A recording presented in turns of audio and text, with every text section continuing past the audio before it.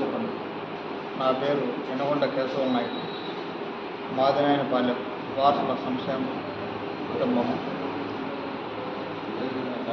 నేను ప్రస్తుతం రాష్ట్ర వారసుల సంక్షేమ సంఘం అధ్యక్షుడిగా ఉన్నాను.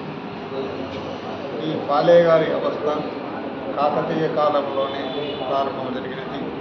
కాకతీయ కాలం నుంచి థామస్ మన్రో, బ్రిటిష్ పరిపాలకుడు థామస్ మన్రో వచ్చినంత వరకు ఈ పాలేగారి వ్యవస్థ కొనసాగింది. అయితే ఈ పాలేగారు అనేవాళ్ళు కొంత సైన్యముతో, ప్రతి పాలేగారు కొంత సైన్యముతో తమ పాలెలలో నివసిస్తూ సైన్యాన్ని పోషించేవారు. ప్రతి పాలేగారికి కూడా సైన్యంతో పాటు ప్రజల యొక్క మద్దతు, ప్రజలతో సంక్షేమ పథకాలు అయితేనేమి, ఆ కాలంలో దేవాలయాలు, చెరువులు, పాఠశాలలు కూడా ఈ పాలేగారు అనేక మంది పాలేగారు నిర్మించారు. మన రాయలసీమలో పవిత్రమైన దేవాలయం చెన్నకేశవ స్వామి ములకచెరువు మండలం సోంపాలెంలో ఆ శిల్ప సంపద ఎక్కడ కూడా లేదు. అది పాలేగారు, కృష్ణమనాయుడు పాలేగారు నిర్మించినటువంటి దేవాలయం. అదేవిధంగా తరిగొండ లక్ష్మీ నరసింహస్వామి దేవాలయం కూడా చిట్టేచర్ల పాలేగారు నిర్మించారు. అక్కడ సత్య ప్రమాణాలు అయితేమి ఏమైతేమి ఈరోజు కూడా చాలా బ్రహ్మాండంగా జరుగుతూ ఉన్నాయి. ఎక్కడ కూడా తరిగొండ అంటేనే చాలా పవిత్రమైన స్థలంగా భావించడం జరిగింది. అక్కడ అది చిట్టేచర్ల పాలేగారి నిర్మించారు. అదేవిధంగా తమ్మలపల్లి దగ్గర మల్లయ్యకొండ పేరు ప్రఖ్యాతులు గాంచింది. అక్కడ కూడా శివాలయాన్ని ఇరిమల్నాయుడు, కామల్నాయుడు అని పాలేగారు నిర్మించారు. అదేవిధంగా బంగారుపాలెం దగ్గర మొగలీశ్వర దేవాలయాన్ని కూడా బంగారుపాలెం వంశీకులు కట్టించారు.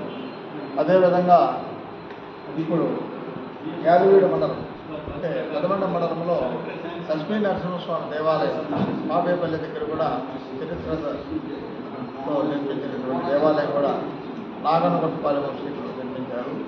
ఇట్లా అనేక మంది పాలేగారి దేవాలయాలు, చెరువులు కూడా అనేక మండలాల్లో సొంత చెరువులు నిర్మించారు.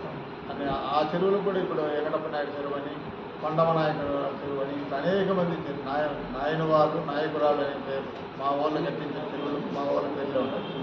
అవి మేము ఏమంటున్నామంటే ఆ మా పూర్వీకులు కట్టించిన చెరువులకు కానీ దేవాలయాలకు కానీ మా పేర్లే ఉంటాం. ఎట్లా అంటే ఆ రోజు బ్రిటిష్ వాళ్ళని, ముస్లింలను ఎదిరించింది పాలేగారు కాబట్టి ఈరోజు కూడా ఆ చెరువులకు కానీ ఆ యొక్క దేవాలయాలకు కానీ ఆ పాలేగారి పేర్లు పెట్టాలని కోరుతా ఉన్నాం.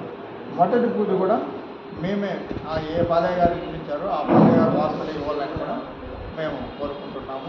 చెరువులకు కూడా పూజ చేసేటప్పుడు కూడా ఏ పాలేగారు వంశీకులు నిర్మించారో ఆ వంశీకులే తొలి పూజ చేయాలని కూడా మేము కోరుతాము. ముఖ్యంగా ఈ పాలేగారు వ్యవస్థ ప్రతిష్టంగా ఉండాలి.